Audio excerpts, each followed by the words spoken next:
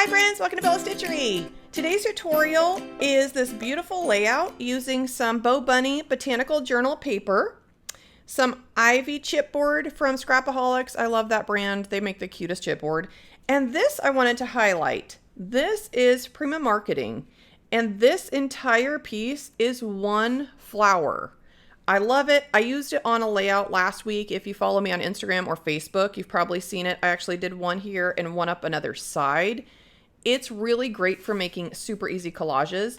And these are from 49 Market. The other thing I wanted to highlight before we get started is this edging technique you'll see in the video. I've done another video using these. This is a ruler set with wavy edges from We Are Memory Keepers, and it has a water pin, which when you run it along the edge makes it super easy for your paper to tear in that design. So if you want to check out that tutorial too and see more about this product, because it was new to me at that time too, check that one out too. Before we get started, be sure to subscribe to my channel and ring the bell. Like, comment, share with your friends, keep in touch. Let's make stuff.